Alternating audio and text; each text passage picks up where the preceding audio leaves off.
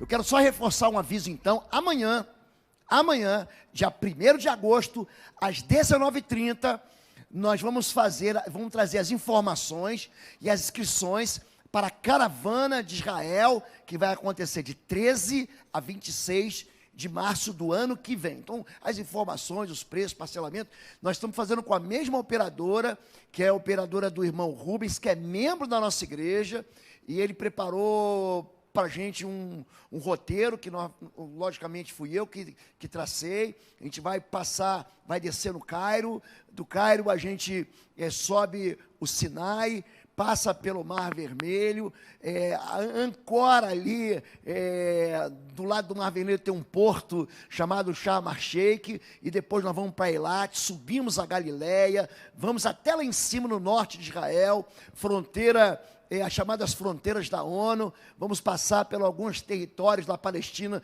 que são amigáveis, como Jericó, como Belém, e vamos Cesareia Marítima, Cesareia de Filipe, Galileia, e por fim vamos terminar em Jerusalém. Na volta, é muito provável que nós consigamos dar uma esticadinha em Paris, na volta, mas isso não está ainda acertado com o operador. Então amanhã, 19h30, venha que nós vamos conversar, amém?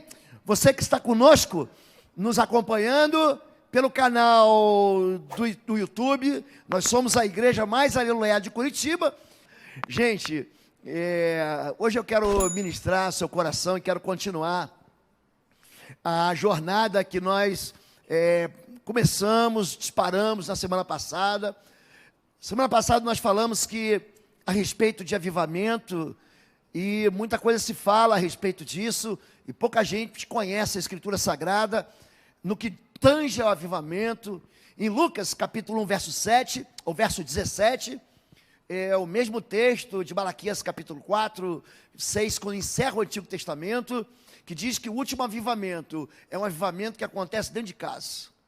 O coração dos pais deve se converter aos filhos, e o coração dos filhos deve se converter aos pais, antes do dia do Senhor. Então você que está esperando a manifestação do poder de Deus, e a sua volta gloriosa, naquele evento em que o Senhor virá com voz de arcanjo, e Ele vai nos levar para estar com Ele sempre. Então lembre-se, antes disso haverá um avivamento, onde o coração dos pais vai se converter ao coração dos filhos e vice-versa. E hoje nós iniciamos pela manhã, tratando sobre a bênção de Deus em casa. Josué, capítulo 24, verso 15, ele diz: eu e a minha casa serviremos ao Senhor. E nós notamos dentro dos evangelhos, Mateus, Marcos, Lucas e João, que existe, por exemplo, um dos evangelhos, que é o de Lucas, onde a manifestação do poder de Deus acontece dentro de casa. O evangelho de Mateus é um evangelho dos grandes discursos. É ali que está o Sermão do Monte. Logo no iniciozinho, Jesus fica 3, 4 capítulos discursando ao público no Monte das Bem-aventuranças. Depois ele de novo se encontra no capítulo 10, depois de novo ele traça as parábolas do reino, a parábola do semeador, a parábola do pescador, a parábola da grande pérola, aquelas parábolas que dizem o reino de Deus é semelhante a um rei.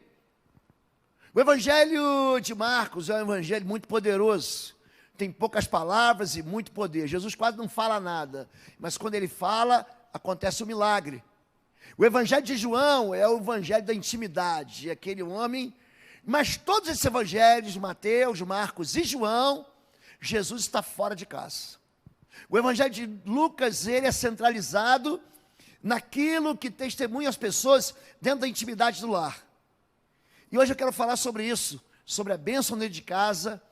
E eu quero pegar um exemplo lá do Antigo Testamento, para mostrar como a Bíblia continua anunciando a presença de Deus na sua casa, no dia de hoje. Deus não é só Deus do ontem, Deus é Deus de hoje e será de amanhã e eternamente. João, capítulo 2, conta que Jesus começa seu ministério, revela a sua glória na casa de uma família que convida ele e seus discípulos para participar de um casamento, e ali acaba o vinho. E para judeu, quando acaba o vinho, acaba a festa. E Jesus transforma a água em vinho. Em Lucas capítulo 4, Jesus também está numa casa. Ele sai da sinagoga, ele sai daquilo que era uma pequena igreja. Existem muitas sinagogas espalhadas em Israel, em Cafarnaum, em Jerusalém, em Nazaré.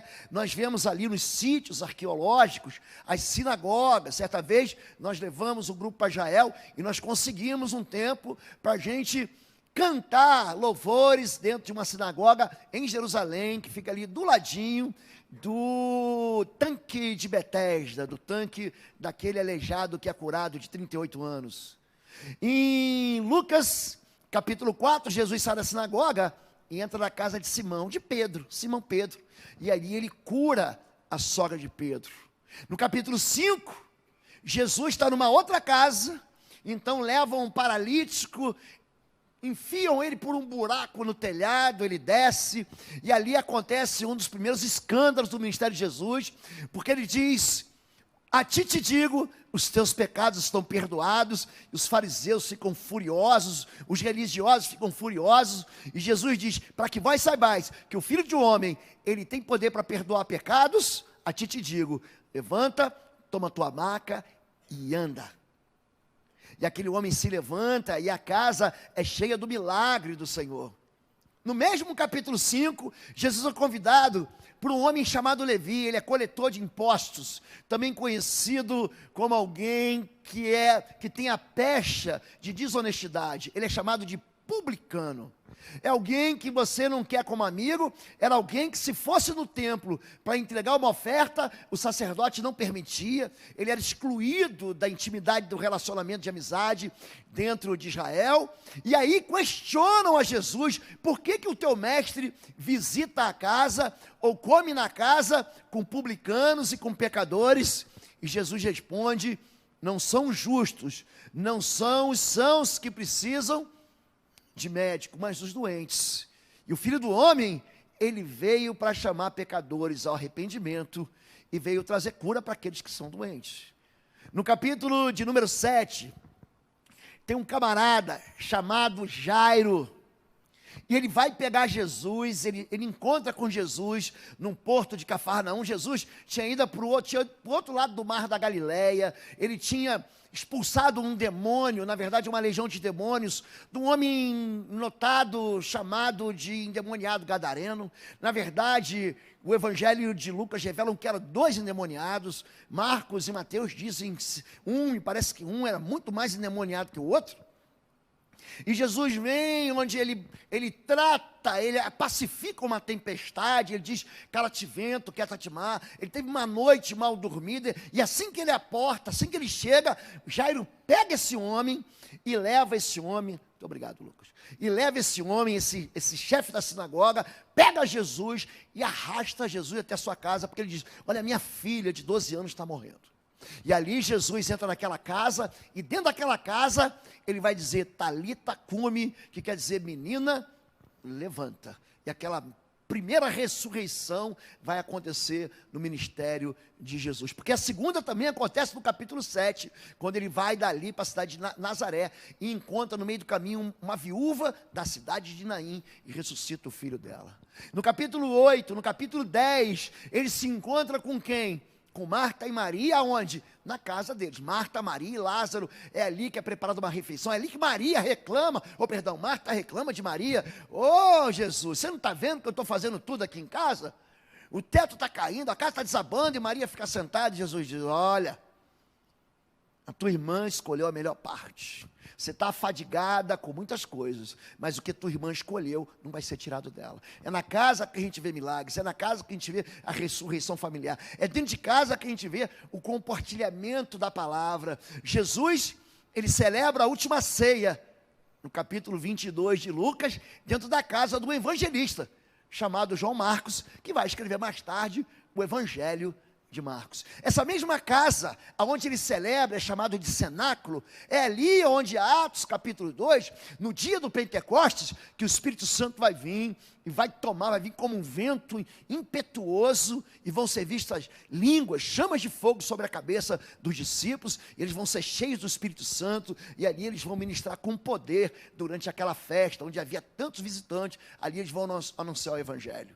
No capítulo 24, Jesus ressurreto, ele encontra com dois homens num caminho de uma região chamada Emaús, e ele começa a caminhar com dois homens, um deles chama Cleopas, e ali Jesus se revela para eles dentro da casa. Então, Jesus, ele tem essa particularidade de quê? De visitar as pessoas. Então, Jesus não está só aqui no templo. Jesus, ele é alguém que quer ir para a tua casa, que quer ser trazido para a tua casa. Você pega que nem Jairo, implora para Jesus para trazer para a tua casa. É alguém que você convida para um jantar. É alguém que você convida para uma refeição. Há um fariseu, capítulo 8. Há um fariseu que, aliás, eu troquei, capítulo 7 e capítulo 8. Capítulo 8 é onde Jairo traz. Capítulo 7, o fariseu, ele convida Jesus para jantar e não oferece água para os pés, não oferece beijo, porque eles lá se cumprimentam com ósculo santo, beijinho no rosto. Homem com mulher não existe isso. É a cultura judaica, a cultura hebraica, é a cultura semita. E ali vem uma mulher, chora nos pés de Jesus, derrama perfume sobre a cabeça dele, beija os pés de Jesus, todo mundo se incomoda com aquilo. Aí Jesus diz: olha, aquele que muito é perdoado, muito ama. Aquelas pessoas mais escandalosas, que pulam, que dançam, que glorificam durante o culto, você fala: nossa, esse sujeito aqui, ele tem uma maneira estranha, né? Diferente, extravagante de louvar, de adorar. Quem muito é perdoado, muito ama. Então o Evangelho, ele acontece assim, dentro das casas, e eu quero entrar com vocês hoje, dentro de uma casa, como Jesus entrou na casa também de Zaqueu, na região amaldiçoada, né, por Josué, em Josué capítulo 6, Jericó. Jesus diz para Zaqueu: eu quero entrar na sua casa, me convém entrar na sua casa. Zaqueu recebe, a multidão fica espantada, por quê? Porque ele era o homem mais desonesto, ele era príncipe dos publicanos, ou seja, ele era o chefe da turma do mensalão de Jericó, era ele. Então todo mundo fala: ah, mas Jesus, você tem que vir na minha casa, na casa dessa praga não. Fica todo mundo, aí o Zaqueu toma a palavra e diz: olha, eu vou dividir a metade do que eu tenho com os homens, tudo que eu tenho. Se eu tenho 2 carros, eu vou dar um para o pobre e um vai ficar comigo. Se eu tenho 2 motos, uma vai ficar comigo, a outra. Se eu tenho 2 casas, uma fica comigo, eu pego a minha casa ali de Caiobá, de Ascalon, de Praia de Leste, de Balneário Camboriú, eu dou uma e fico com outra. Eu tenho 3 ternos, eu fico com um, eu dou outro, e o outro eu vendo. Ele dividiu tudo que ele tinha e falou: se eu fui desonesto, se eu de alguma maneira fraudei alguém, ou defraudei alguém, eu vou devolver 4 vezes mais. Jesus diz: olha aqui, ó, hoje entrou salvação nessa casa, diga casa, porque esse também é filho de Abraão. Então, quando nós tratamos a respeito do mover de Deus em casas, eu quero chamar a atenção para você, para esse lugar de bênção dentro de casa. Certo dia, Eliseu foi à cidade de Sunem. Uma mulher rica, que morava na cidade, o convidou para fazer uma refeição. Depois disso, sempre que ele passava por lá, parava na casa dela para comer. Isso. A mulher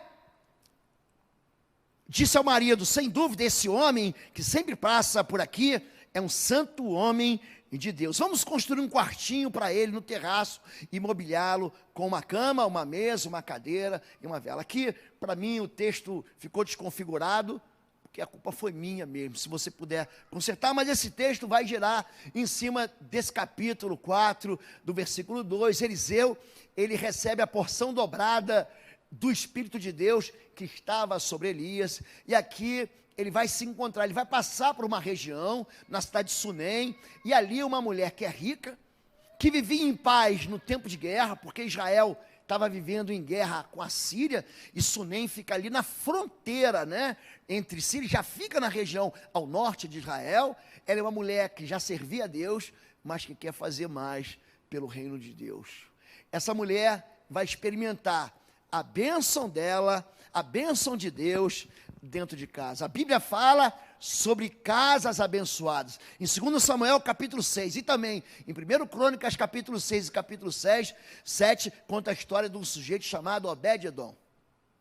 A arca do Senhor, ou seja, era uma caixa de madeira de acácia, revestida de ouro, que compunha alguns objetos que o povo de Israel usava para adorar o Senhor, que compunha a parte da liturgia do culto de Israel, que ficava dentro de um espaço chamado Santo dos Santos. Essa caixa era chamada de Arca da Aliança, ali dentro estavam as 2 tábuas dos 10 mandamentos, as chamadas 10 leis, as 10 palavras, estava ali a vara de Arão, que floresceu, estava ali dentro, e só quem tinha contato com essa caixa de madeira, que também na sua parte superior tinha 2 anjos de ouro batido, com asas, 2 querubins, era o sumo sacerdote. O sumo sacerdote, num dia chamado de Dia do Perdão, que é o dia mais importante de Israel, ele entrava ali e ele oferecia o sacrifício e pedia perdão por toda a nação de Israel, pelos pecados de Israel. E essa arca, então, ela é capturada pelos inimigos de Israel durante uma derrota do povo de Deus. O povo de Deus está todo achando assim, não, eu sou evangélico, eu sou crente, eu sou cristão, e porque eu sou cristão, eu venço qualquer batalha. Mas, na verdade, eles estavam fazendo aquilo que era abominável aos olhos do Senhor. Por isso, eles perdem não só a batalha, aquelas vidas morrem, mas também a arca do Senhor é capturada, e logo depois ela é devolvida também. E ela vai parar por uma série de eventos fantásticos, ela acaba parando na casa de um sujeito chamado Obed-edom. E ali, a presença de Deus que era manifesta naquele local, hoje não existe mais, ninguém mais sabe onde está a arca, o Indiana Jones até hoje está procurando a arca perdida, e esse objeto sumiu quando, em 2 Crônicas 33, Israel é tomado pela Babilônia, ninguém mais sabe onde é que está. Esse objeto, que podia virar um objeto de idolatria, foi um objeto que foi para a casa de quem? Desse sujeito chamado Obed-edom. Essa palavra Edom significa vermelho, é a mesma palavra de Adão. Adão foi feito do barro, por isso que ele é vermelho. É isso o nome dele, vermelho. É o mesmo nome de Esaú, o vermelho. O sujeito era ruivo e todo cabeludo, por isso que o nome dele é Edom. E esse homem recebe a arca do Senhor, e a Bíblia diz que a casa dele foi abençoada nos 3 meses que a arca ficou lá. E o que é mais interessante é que essa mesma arca estava na casa de um outro sujeito antes, que foi consagrado ao ministério levítico, e ela ficou ali por 20 anos, e nunca houve milagre, nunca houve bênção. Mas aquele homem recebe a arca, mas recebe a presença do Senhor, e só 3 meses faz com que aquela arca, ou a presença de Deus, se manifeste abençoando a casa daquele homem chamado Obed-edom, a ponto de Davi falar assim, bora buscar a arca. Porque Saul não ligava para as coisas de Deus, ele não ligava para a adoração de Deus, Deus o rejeitou, Deus falou assim, você agiu de maneira tola, Deus te rejeitou, porque a rebelião é como o pecado da feitiçaria. Israel fica longe de Deus nos tempos de Saul, mas quando Davi, ele celebra a entrada em Jerusalém, a primeira coisa que ele faz, vamos buscar a arca. Vamos trazer a arca de Deus para perto da gente. Vamos trazer a presença de Deus para a intimidade. Ele não está preocupado em ter mais ouro em Jerusalém ou Israel, ele está preocupado em vencer batalha, ele está preocupado com a presença de Deus, ele está preocupado em ter a bênção de Deus em casa. É isso que Jesus fala aos discípulos, quando ele diz, quando você entrar numa casa, diga, a paz de Deus seja nessa casa. Porque se aquela família for de paz, a bênção, veja bem, você fala que a paz esteja, mas o texto diz, a bênção vai ficar sobre aquela casa. Mas se eles não forem de paz, a bênção voltará para você. Ou seja, você não vai perder nada, você não vai desperdiçar nada, quando você leva o Evangelho de Jesus a qualquer pessoa, inclusive para dentro de casa. Igreja Batista de Bom Retiro, você precisa saber disso.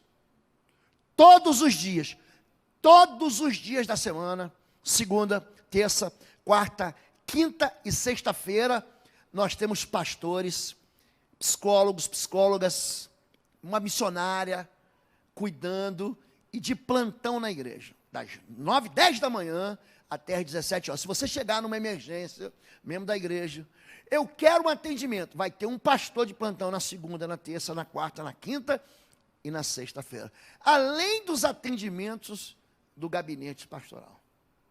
Tem muita gente que vem no culto e fala assim, não, eu quero um minutinho do pastor depois do culto. Eu sempre digo assim, ó, você merece muito mais do que um minutinho com o pastor, por uma oraçãozinha depois do culto. O pastor quer cuidar de você. O pastor precisa ouvir você. O pastor precisa se aproximar de você. E a maneira como o ministério pastoral tem cuidado disso é estabelecido o quê? Dentro das casas, células, aonde nós compartilhamos o pão, aonde nós compartilhamos a palavra, onde nós perseveramos na doutrina bíblica, chamada de doutrina dos apóstolos. É ali que nós experimentamos milagres, é ali que Deus ressuscita famílias, é ali naquele lugar, dentro das casas, dentro das células, em que a autoridade de Deus, ela é liberada sobre cada líder de célula, para que ele ore, para que ele te abençoe, para que ele acompanhe você. Você deve estar vendo aqui, que de vez em quando aparece assim um texto, o seu filho, tal Meeting Kid número tal. Não se preocupe, porque o que está acontecendo? Isso significa que o seu neném, que está lá embaixo, foi no banheiro, e nenhum professor, nem a tia, nem o tio, vai entrar com o seu filho no banheiro dele. Então, quem vai ter que limpar é você. Aí, quando ele fala assim, vem aqui, é porque você sabe. A gente não bota o nome, você vai ter que descer para ajudar teu filho lá, ele está fazendo as necessidades dele. Amém, gente? Então, não se escandalize com esse nome que passa aqui, é normal, você que está visitando a gente. Casas abençoadas. E aqui, pode passar para mim, por favor? Travou? A porta de sua casa. Obrigado, Maurício, está de férias, mas você veio trabalhar, né? Casas abençoadas, a porta de casa. Eis que estou à porta e bato. É interessante que Jesus diz, se alguém ouvir a minha voz e abrir a porta, entrarei e cearei com ele e ele comigo. É interessante como não é só no Evangelho de Lucas, mas isso vai se repetindo. Aqui Jesus, ele está tratando de uma igreja em Laodiceia, é uma igreja do lado da cidade de Colossos, naquela região que fica as 7 igrejas da Ásia, e ali ele está falando que tem gente que não permite que Jesus entre na sua própria casa. É gente tão surda, é gente espiritualmente tão tapada, com o ouvido tão obstruído, com o ouvido obturado. Jesus está à porta e diz assim, ó, eu estou batendo. Se você abrir a porta, eu entrarei. Se você ouvir, e você há com você. A ceia é a maneira como Deus estabelece o quê? O pacto com a gente. O pão e o vinho, e eu repito isso durante toda a ceia, eu aproveito para dizer que semana que vem, que é o primeiro domingo do mês, excepcionalmente não será a ceia vai ficar para o dia dos pais, no dia 14, a ceia do Senhor, então não será semana que vem, vai ser no dia 14, mas Jesus, ele diz, esse aqui é o pão, que é quebrado, esse aqui é o cálice, que é entregue ao meu sangue, é o sangue de uma nova aliança. É isso que Jesus quer fazer, ele quer fazer um pacto com a gente. Esse mesmo Jesus, ele inspira o discernimento. Aquela mulher que fazia bondade, eu estou voltando para a mulher sunamita, que preparou na sua casa um quartinho com mesa, com uma cama, para aquele profeta, o Eliseu. Essa mulher, ela inspirou o discernimento espiritual daquele profeta. Mais tarde, Eliseu perguntou, seria uma espécie de pastor auxiliar ou um seminarista, perguntou a Geazi, o que podemos fazer por ela? E Geazi responde, ela não tem filhos e o marido é idoso. É uma maneira muito educada de dizer assim, ó, ela já passou do tempo, então ele vai buscar a presença de Deus, a presença do homem de Deus, da mulher de Deus, que começa a conhecer as dificuldades que você vive dentro de casa, vai inspirar a busca de uma resposta para abençoar a sua vida. Aquela mulher não pede nada, ela nunca pediu, você está vindo aqui, você nunca orou por mim? ou você está vindo aqui, você nunca abençoou essa casa. Não, pelo menos faz uma oração de poder aqui, pelo menos amarra aí os espíritos imundos da minha vizinha, da minha sogra, do meu sogro também, que eu não posso falar isso sem, porque a pastora Fabiola é sogra, ela já me olha de lado, mas você, meu irmão, irmãozinho, a tua sogra é a melhor mulher que existe, fora você. Tua sogra é uma benção.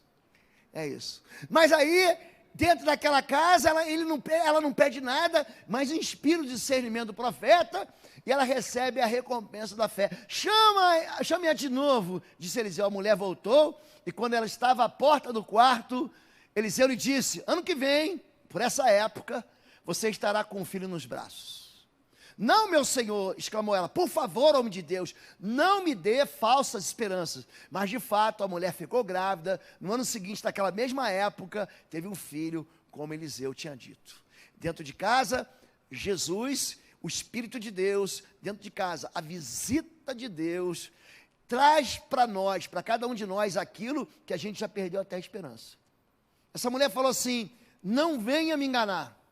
Não venha com falsas profecias, não me venha com falsas promessas.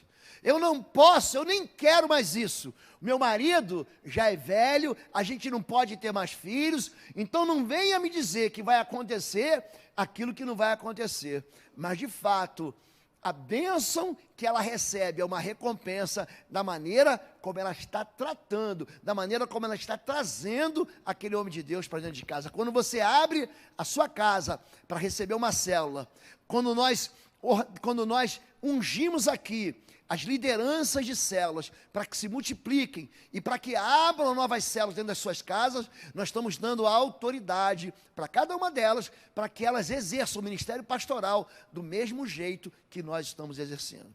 A autoridade pastoral na igreja, ela é marcada por um homem só. Você sabe que quando Arão e quando Miriam estão discutindo na tenda, Arão na verdade está concordando de boca fechada, mas Miriam, ela é uma reclamona, e ela está reclamando da liderança do irmão caçula, porque Moisés, ele era de fato caçula, e ela fala, mas Deus também fala comigo, e Deus, querido, presta atenção, ele fala com todo mundo, ele fala com você e fala com você, mas com a liderança ele fala pessoalmente. Com Moisés, ele falava face a face. Quando eu levantar profetas em Israel, através de sonhos e visões, falarei com ele. Isso é Números capítulo 9. Diz, mas com meu servo Moisés eu falo face a face. Quando Jesus escreve, manda escrever as cartas, ele não fala carta à igreja da Laodiceia, ele fala carta aonde? Fala para o anjo, fala para o líder da igreja. Então a igreja tem uma visão. A igreja, se você não tem a mesma visão, você entra em choque com aquela visão. Você não concorda com aquilo, e um reino dividido acaba o quê? Acaba rachando. Isso pode acontecer em qualquer lugar. Esse homem que é profeta de Deus, ele está anunciando e ele está liberando, assim como Elias transferiu para Eliseu a porção dobrada, cada um dos líderes de célula, eles acabam recebendo o quê? A mesma unção que é transferida pelo pastor.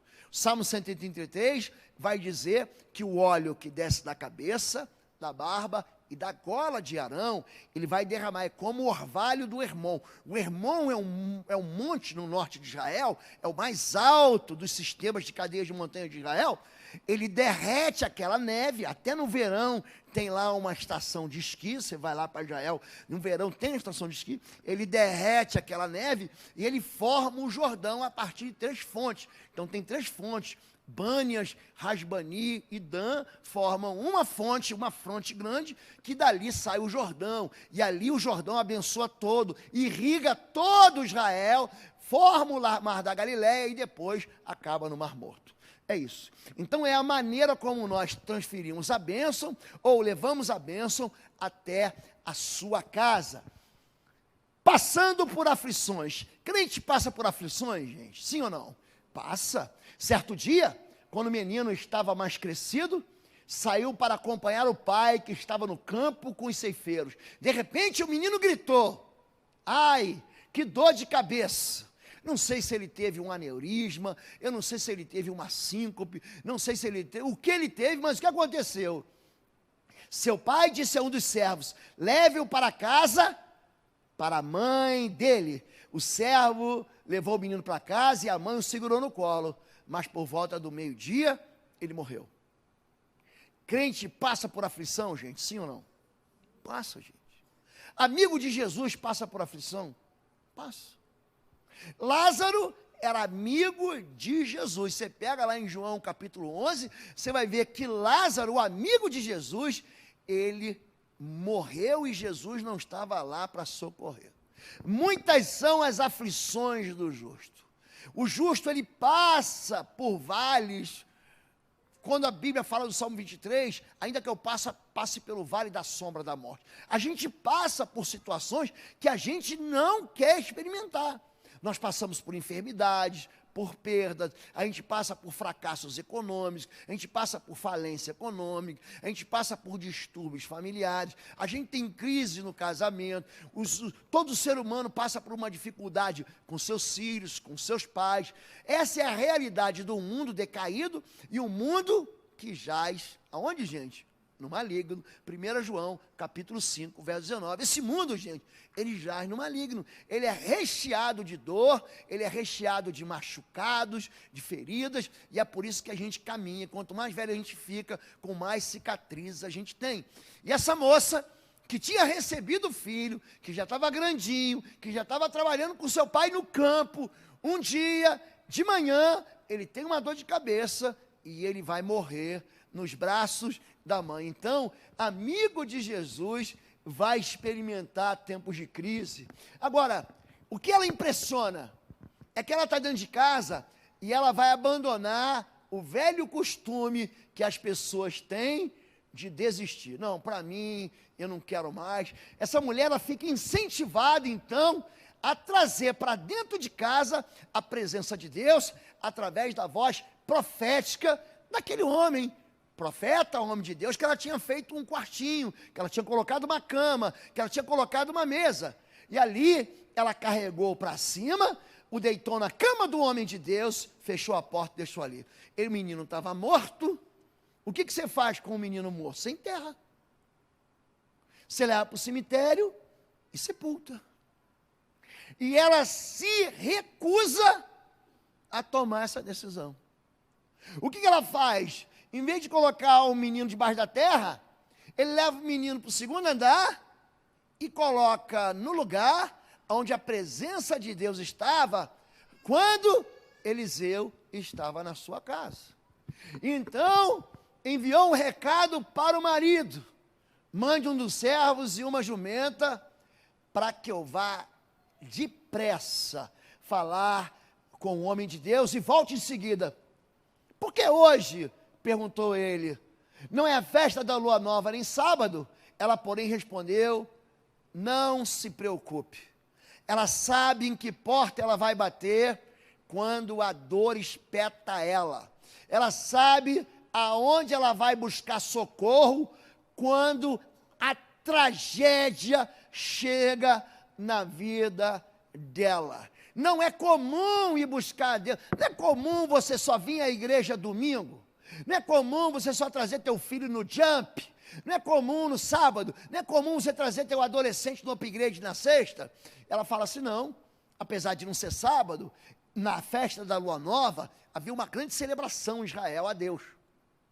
E ela fala assim: fique tranquilo, eu sei o que eu estou fazendo. Ela faz algo diferente. Ela vai começar um processo de trazer para dentro da casa dela gente que vai ministrar profeticamente a palavra de Deus. Oi, gente, um rápido intervalo.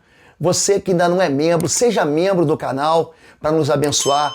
Dá um like, compartilha. E se você quer crescer em libertação e batalha espiritual, vai lá na nossa loja www.institutoexodo.com. Os nossos livros estão lá, que vão fazer você crescer nessa área e se tornar um valente na batalha. Deus te abençoe. Ela vai abrir uma célula aqui na casa dela. Ela pega aquilo que está morto, aquilo que está destruído, aquilo que não tem mais fôlego de vida. Aliás, o nome de Deus, ele é impronunciável. Aquelas 4 palavras que são tetagrama, que alguns dizem é Jeová, e outros brigam, não, é Iavé. Isso é absolutamente irrelevante, no meu modo de ver, porque o nome de Deus, aquela constituição hebraica, as letras do hebraico, um linguajar quadrático, nem vogal não tem, para você ter uma ideia, nem vogal eles não têm. O que eles têm é pequenos sinais, são pequenos pinguinhos. Por isso que Jesus diz, nenhum Jota, nenhum tio da lei vai cair sem se cumprir. Ele está dizendo a respeito ao quê? A esses sinais maçoréticos que dão algum tipo de entonação e trazem a vocalização daquele alfabeto que só tem consoante. Não tem A, não tem E, não tem I, não tem O, não tem U. E ali, naquele momento que Deus diz o seu nome, como é que você pronuncia o nome de Deus? Você pronuncia assim, ó. O que a criança faz quando nasce? O que você faz quando morre? O que você faz quando você está triste? Então o nome de Deus é um sopro, é isso que é o nome de Deus. É por isso que ele sopra o fôlego da vida, aquele boneco, aquele homem feito do barro, não tinha vida, e Deus então sopra o fôlego. É por isso que o Espírito de Deus é chamado de vento, de sopro de Deus. Vem e sopra dos quatro cantos da terra o teu Espírito. Voltando ao assunto, voltando àquilo que nós estamos tratando, essa mulher, ela sabe o que vai fazer, ela vai trazer esse sopro, vai trazer a presença de Deus para dentro da sua casa. Ela não se entrega na primeira derrota. Ela entra no ringue e no primeiro assalto, ela é castigada, ela é nocauteada, ela sangra, ela já sai com o joelho torto, ela já sai com o olho inchado, com o supercílio cortado, ela já tomou um soco no fígado, ela já tomou um soco num gancho, no queixo, ela já tomou um soco na boca do estômago, ela já está vomitando. É o primeiro round, mas apesar da aparente derrota, gente, eu gosto dessa mulher. Essa mulher sunamita, ela e Caleb. Quando chegar no céu, eu vou visitar ela. Vou me dar aqui o CEP dessa moça aqui. Na casa do pai tem muitas doras. Vou pegar o GPS do céu, vou pegar o Waze, eu vou dar uma... Porque essa mulher, ela não se dá por vencida. Ela vai trazer a presença de Deus para sua casa.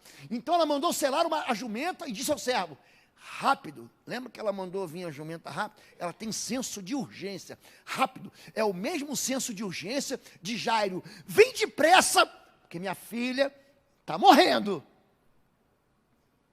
Só diminua o passo quando eu mandar, ou seja, pé na tábua. Eu não quero saber se aqui tem pardal em Jerusalém, na Síria. Eu não quero saber se eu vou ser multado, se eu vou ganhar 40 pontos da carteira. Você só vai parar de acelerar quando eu mandar.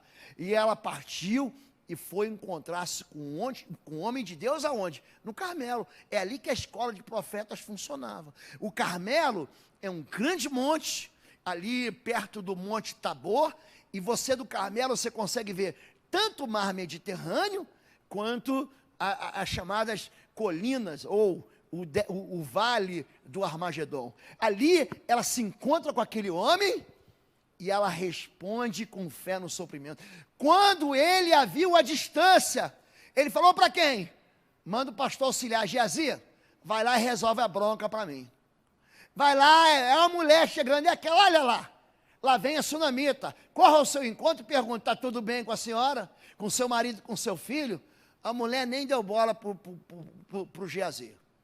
Eu não quero vir falar contigo, eu vim falar com o profeta. Ela foi, está tudo bem, não se mete dessa conversa, e ela vai responder com fé, apesar dela estar com um filho morto em casa, ela vai falar assim, ó, está tudo bem, para você não precisa se meter na minha vida, você não precisa saber, eu não preciso publicar no Instagram, no Facebook, na rede social, o meu luto, eu quero resolver o problema. E aí ela reconhece a autoridade espiritual. Mas quando ela chegou ao homem de Deus no monte, ali, com Geazi, ela diz, está tudo bem.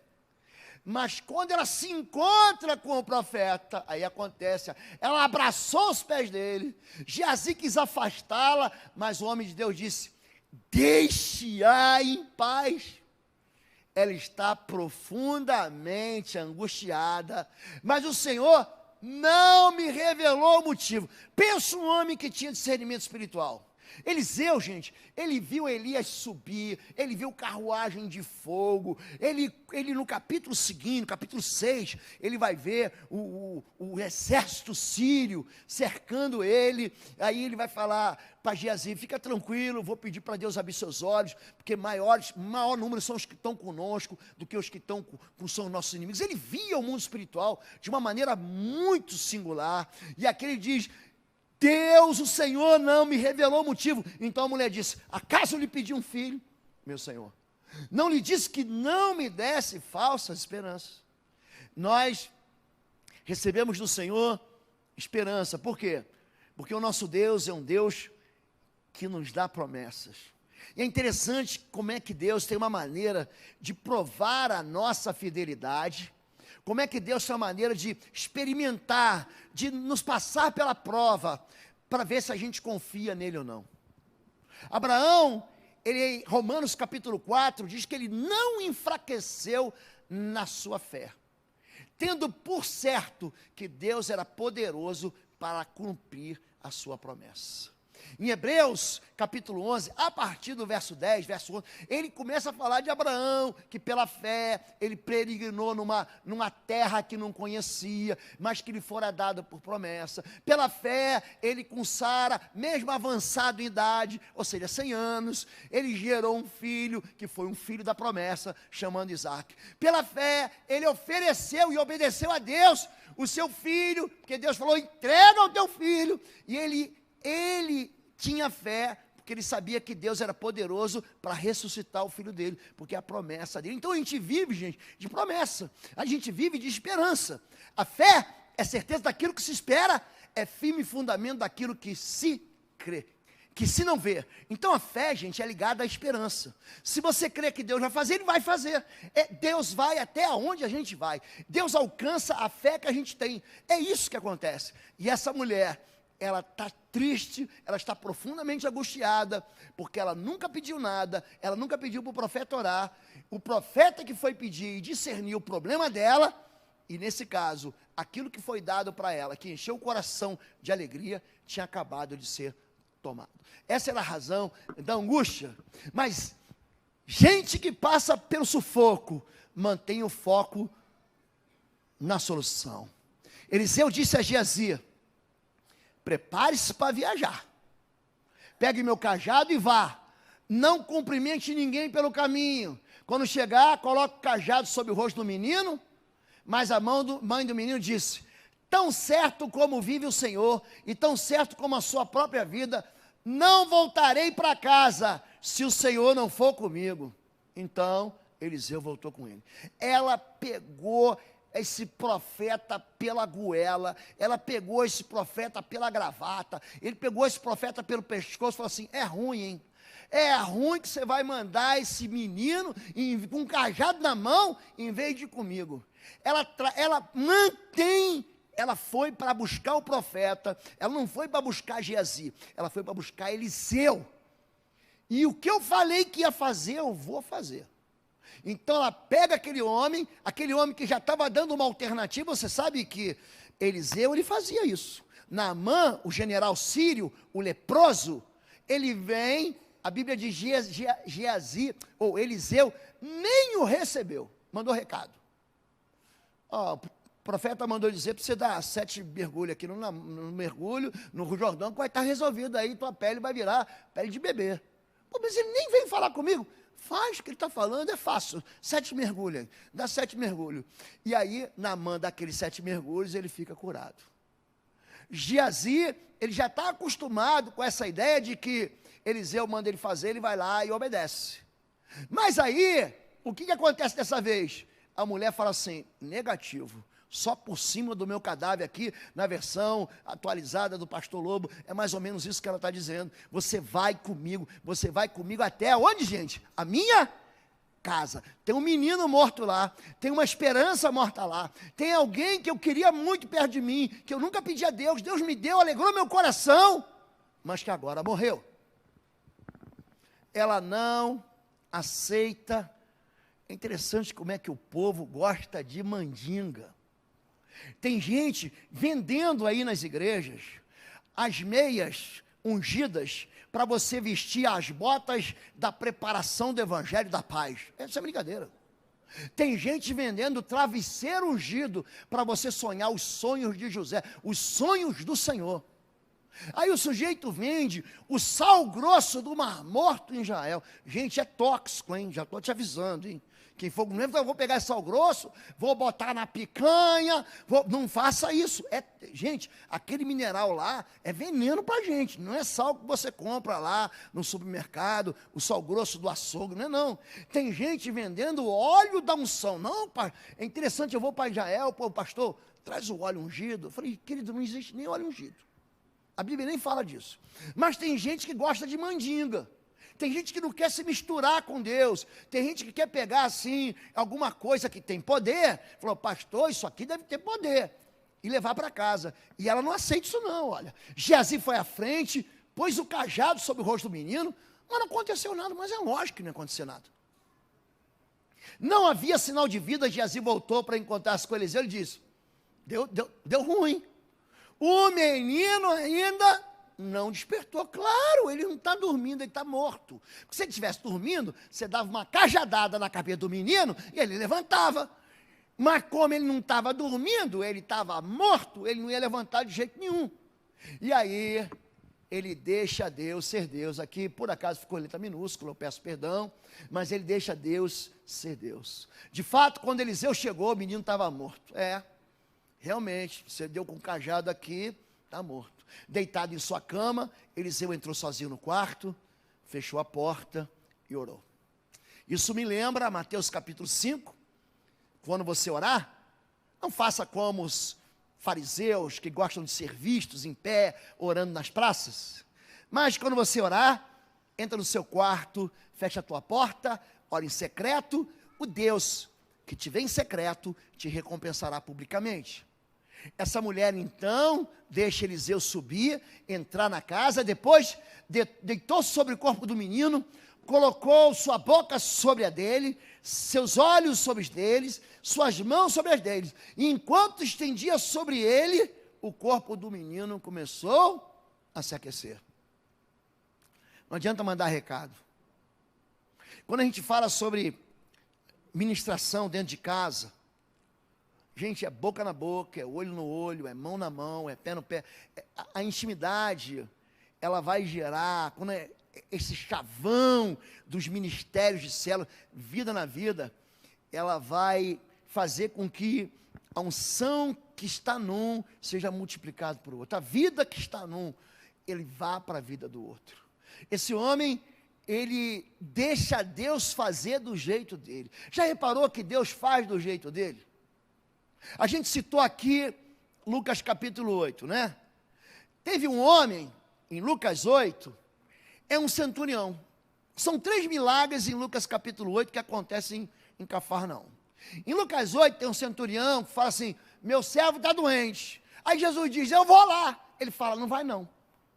Não sou digno de receber o Senhor debaixo do meu telhado. Digo uma palavra, meu servo será curado. Porque eu sou um homem sob autoridade. Eu digo vai, ele vai. Eu digo vem, ele vem. Eu digo faz, ele faz. Digo uma palavra, meu servo será curado. Ou seja, Jesus nem tocou naquele homem.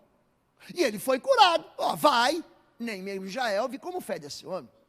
Aí no mesmo capítulo 8 de Lucas, quem está lá? Jairo, o presidente da sinagoga.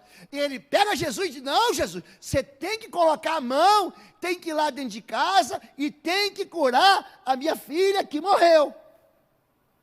E tem uma outra mulher que não quer ser vista, que não toca em Jesus, ele toca no manto de Jesus. Não é que ele foi lá e deu um beliscão em Jesus, e agarrou ele, puxou Jesus pelos cabelos.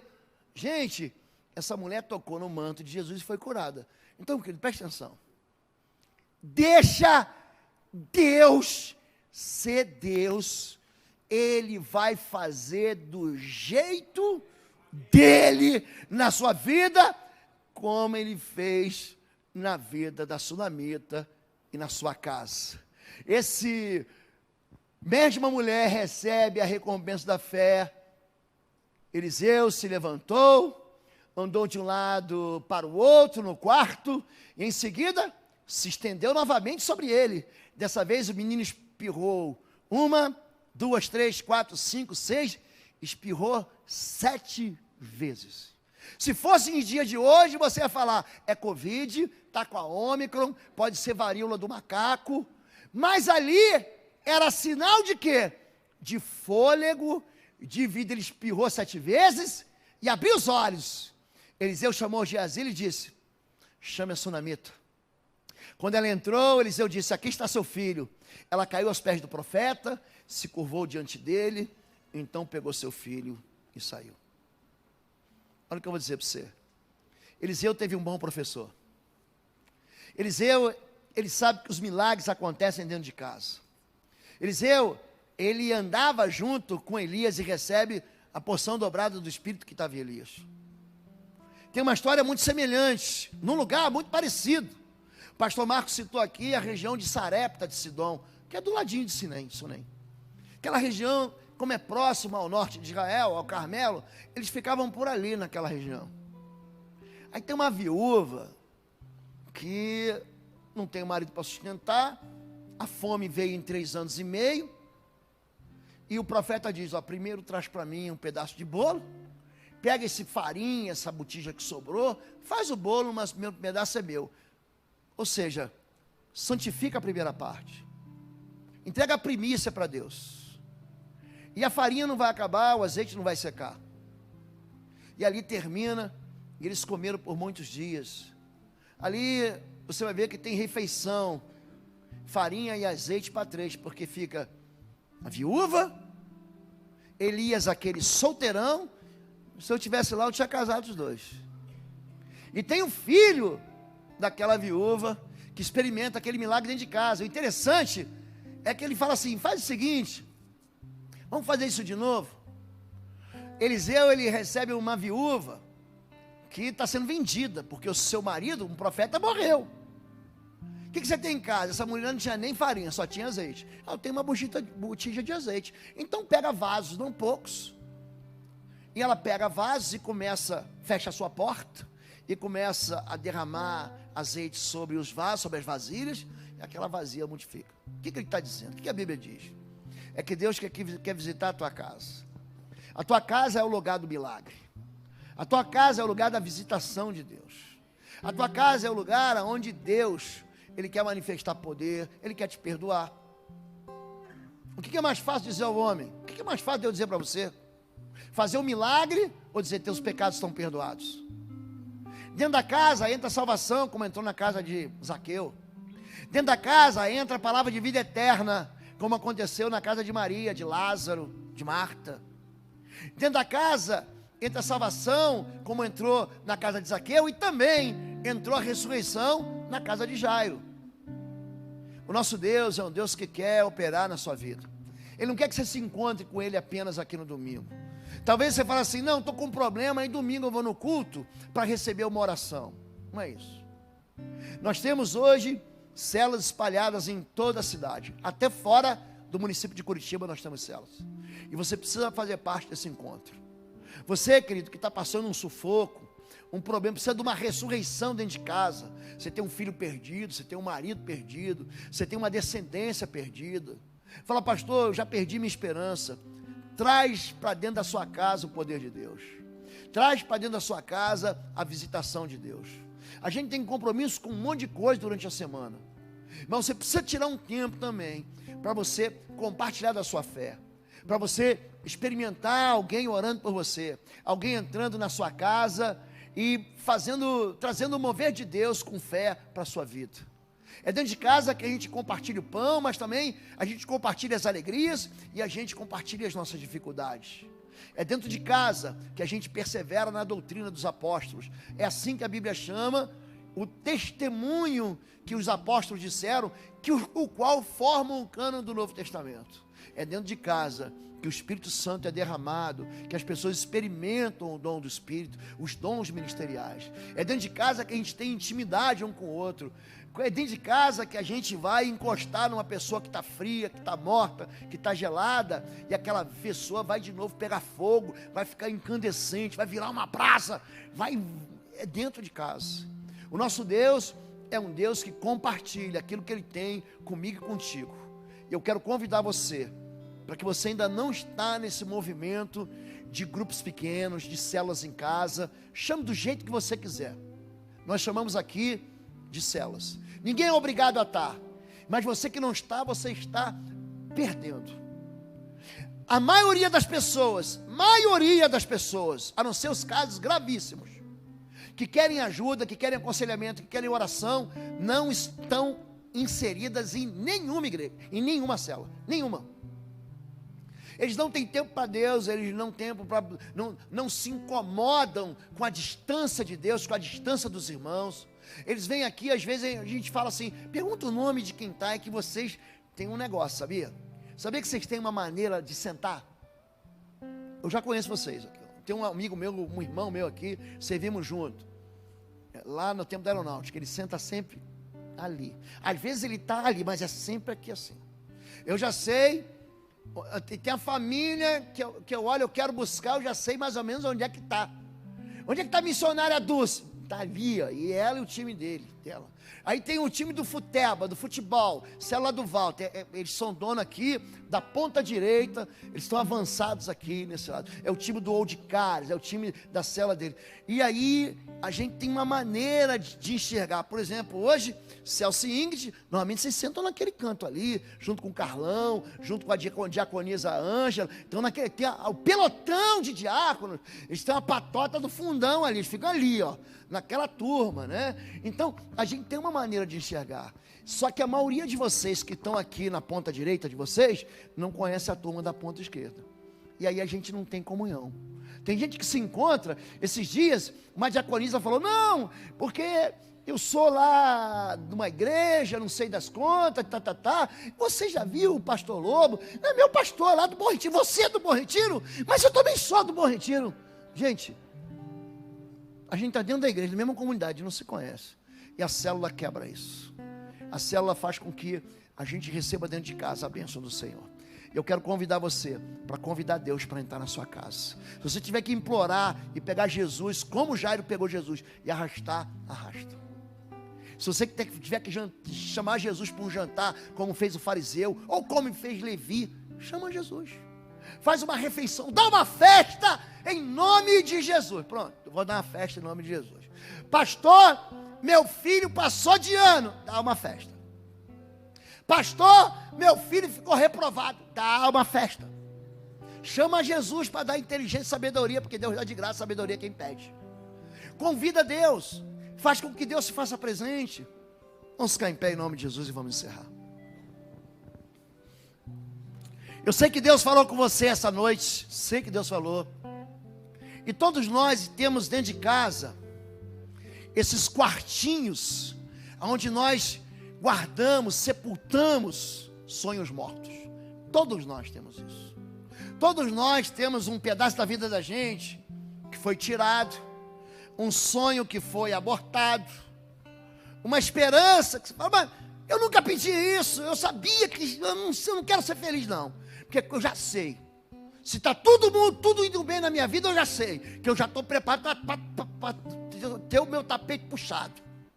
Querido, não deixe teu sonho morrer. Seja uma inconformada. Seja um inconformado.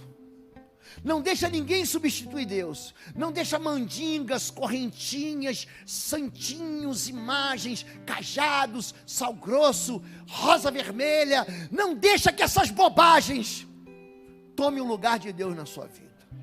Chame gente de Deus para andar contigo. Você, olha o que eu vou falar.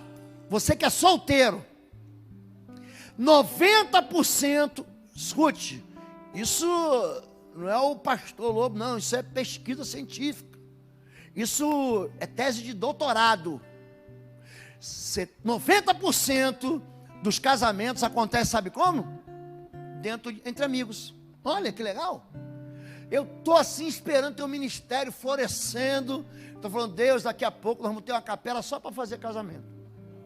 Se você anda com um homem de Deus, com uma moça de Deus, se ele é teu amigo, pronto, você já deu o primeiro passo para falar, Senhor, já vou comprar, você que é mulher, eu não, você vai comprar o teu vestido branco, você vai se preparar as flores, você homem se prepare para pagar a festa e também para sustentar uma família nova. Ande com gente de Deus, ande com gente de fé. Ande com pessoas que têm o mesmo princípio que você. Vai buscar a solução. Foco na solução. Para com esse costume de desistir.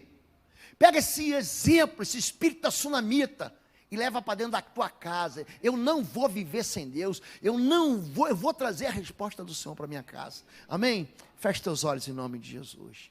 Se você aqui tem uma experiência, Deus fala de diversas maneiras. O coração do ser humano, a mente, é um universo. Eu nem conheço você e não sei os problemas da a enormidade da maioria de vocês, eu não sei, mas você sabe. Se existe alguma coisa que ficou morta dentro da sua casa, dentro da sua vida, ligado à sua história, aos seus negócios, aquilo que você sempre amou, aquilo que você sempre quis, aquilo que você nem teve coragem de pedir, coisas que você já se acovardou, falou assim, eu não quero nem mais pedir isso para Deus. Se existe algo essa noite que você quer comunicar ao Senhor, se você quer trazer a voz do Senhor para tocar na sua vida, para trazer fôlego de vida naquilo que está morto, só levanta a sua mão assim, eu quero. Deus abençoe todos vocês. Eu quero a presença de Deus para ressuscitar aquilo que morreu na minha vida. Levante sua mão em nome de Jesus. Deus abençoe todos vocês. Para você que nunca teve uma experiência com Deus, a pedra, a rocha que a igreja está estabelecida é Jesus Cristo. Eu não estou perguntando se você é evangélico, batista, presbiteriano, católico, metodista, assembleano, pentecostal, ortodoxo. Isso é irrelevante. Você quer fazer uma aliança com Jesus, quer dizer, Jesus, entra na minha vida e na minha casa. Fique no seu lugar, onde você estiver. Se você quiser fazer um convite para Deus, para Jesus, para entrar na tua vida, é um convite. Fique no seu lugar, só levante sua mão, dizendo eu quero. Deus abençoe vocês. Deus abençoe todos vocês. Se você espera um milagre do Senhor, na sua casa, na sua intimidade, levanta a sua mão que nós vamos orar por você. Deus abençoe a todos. Nós temos uma canção para a gente concluir o culto. Nós vamos cantar juntos. Vou chamar os pastores à intercessão aqui. E você que de qualquer maneira levantou sua mão, você vem aqui, pode trazer quem está com você, sua família, seu marido, sua esposa, seu filho. Os intercessores, os pastores vão orar por você aqui na frente durante o louvor. Amém? Sai do seu lugar, vem aqui à frente, para que a gente coloque a mão, como o profeta fez, sobre a sua vida, sobre a sua casa, e que a gente possa abençoar a sua vida em nome de Jesus. Vamos orar? Vocês que não receberam oração ainda, vocês vão receber. Pastores, tem uma turma aqui ainda para vocês orarem, mas enquanto isso, eu quero orar com vocês agora em nome de Jesus. Eu queria que você se enchesse agora de fé. Ainda que a tua fé seja como um grão de mostarda. Deus e Pai querido, nós vamos te buscar hoje, Deus. Hoje nós queremos rasgar o céu e trazer, Pai, a tua glória para a casa dos teus filhos. São filhos e são filhas do Senhor, que experimentaram em algum momento da sua vida o enterro, o sepultamento de sua alegria, de sua esperança. Pessoas que se tornaram incrédulas, pessoas que se tornaram desconfiadas, mas hoje elas vêm aqui à frente, Pai. Algumas ainda movidas, Pai, por algum tipo de incredulidade, nem à frente vieram. Mas nós queremos pela fé alcançar cada uma dessas vidas, cada uma dessas casas. Nós queremos subir dentro desse quarto de morte, dentro desse lugar de morte. Nós queremos entrar em nome de Jesus e liberar uma palavra profética, uma palavra de ressurreição. Queremos nos juntar a Eliseu. Nós queremos profetizar como Jesus, Talita cumi. Nós queremos dizer levanta. Nós damos uma ordem para que todo espírito de morte para todo espírito que veio trazer morte dentro do casamento, na relação entre mãe e filha, entre pai e filho, todo espírito que trouxe desgraça para essas vidas, nós rejeitamos e repreendemos em nome de Jesus, e nós lançamos uma palavra de vida, e de vida em abundância. Faz o teu povo, Pai, clamar o teu nome, faz o teu povo invocar o teu nome, faz o teu povo trazer para dentro de casa o Senhor que jamais pode estar à porta. Faz o teu povo ouvir a tua voz, Senhor, para que eles abram a porta, as portas de sua casa, para que o teu Espírito, para que o teu Filho Jesus entre, e para que Jesus traga vida, salvação, restauração, recomeço, ressurreição, perdão e vida eterna. Nós oramos assim e abençoamos esse povo que te ama, em nome de Jesus. Amém, amém e amém. Aplauda ao Senhor Jesus.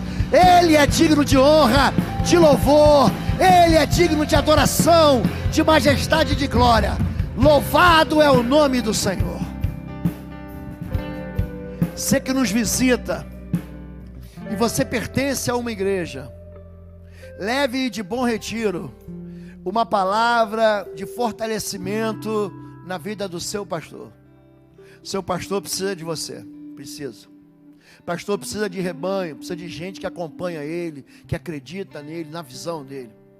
Você tem uma igreja, diga assim: Bom Retiro te mandou, pastor, uma palavra de bênção. Agora, se você não tem igreja, você está desviado, está afastado, está enfraquecido, você veio de outra cidade, você não quer voltar para onde você estava, querido, você encontrou um lugar onde você vai ser cheio da palavra do Senhor, cheio da unção do Espírito. Aqui você vai reviver os teus ossos. Esse é o teu lugar. Se você quer ser membro da igreja, você vai procurar o pastor Paulo. Ele está ali no fundo, está ali, ele ali, ó. Está dando tchau para mim, Paulinho, pastor Paulinho. Ele tem um time que está com ele: pastor, eu quero fazer parte dessa igreja, quero estar debaixo dessa autoridade dessa igreja. Se você não foi batizado, você precisa ser batizado. Aquele que crer e for batizado será salvo. Você vai buscar o mesmo pastor Paulo, ele vai te dar a rota à membresia, que é a rota do batismo e da inclusão na igreja. Agora quero fazer um desafio ainda maior para você. Nós pastores estamos fazendo um esforço para visitar todas as células.